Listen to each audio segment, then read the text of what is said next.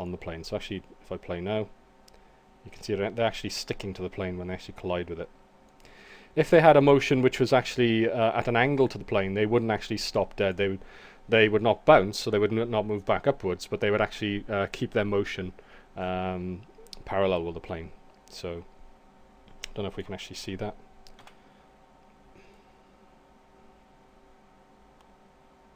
Okay, there we go.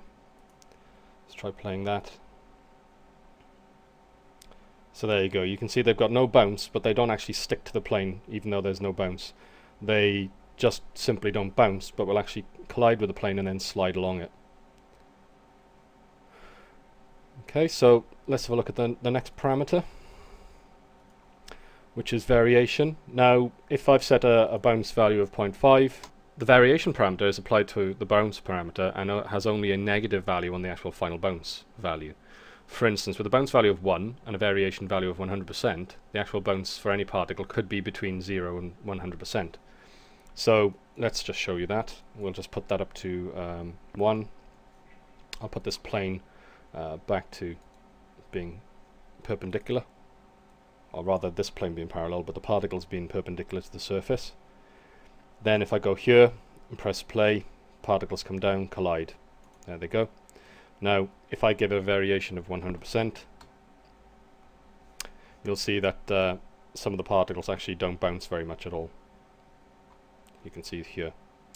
And if you have enough particles, some of those particles actually won't bounce at all. Some of them will have 0 bounce, some of them will have 100% bounce, which is a bounce of 1. So there you go, that's what variation does. Normally, you'd want probably, 30% variation or something like that, something realistic. Generally with bounce, to just give a little bit of variation on your bounce value. Anything over that, and you're probably suggesting that the particles are made out of wildly different materials. You've got rubber balls mixed up with stone balls and mixed up with soft wooden balls, and they're all bouncing using different values. But again, if you've got a highly variant surface that they're bouncing off, let's say, I don't know, it's some sort of gravel, but mixed in with the gravel is hard stone, blocks of hard stone, then again, using different bounce values would actually give you a more sort of realistic result. Okay, the next parameter, which is chaos, and the chaos parameter will actually perturb the actual direction that the particles take their bounce in. Now, if you use a value of 100%, that variation can be anything up to like 90 degrees, I think. So to show that, we'll have all our particles on this plane, bounce with a bounce value of 1. We'll actually change the angle of this a little bit to give us a bit of direction to work with. There we go. So we would expect our particles to come in, strike the surface and bounce off at an opposite angle that would actually match that. So when they come and they bounce off and they go off at an angle which is actually equal to the angle that it came in at. If we go onto the plane, just stop that for a second so I can actually select the plane. If we go onto the plane and we change the chaos to 20%, you'll see now that some of the particles are actually going off in quite wildly different directions. If I change it to 70%, you can see there's a lot more randomness now in the direction. We'll go for 100%.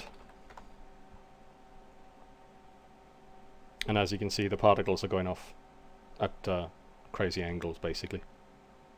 So that's very useful, unless particles are striking a very, very even surface, flat marble floor or, flat wooden floor or anything like that, then generally you are going to have a certain amount of chaos in the bounce. If the object is very regular, like a ball, then you're going to have less chaos. If it's very irregular, like, a jack, if it had, 6 sides, like a cube for instance is another good example. If a cube was to bounce off the floor, then you're going to get wildly different bounce angles. Rugby ball, American football, anything like that with a funny shape, you're going to get some crazy looking chaos values, so use that appropriately. The next option we have is friction, and if I actually change this angle here a little bit more, we'll just move it over here slightly. If we go to here, I'll leave the bounce on 0 so they don't bounce anymore. They will actually slide across the plane though, as we showed.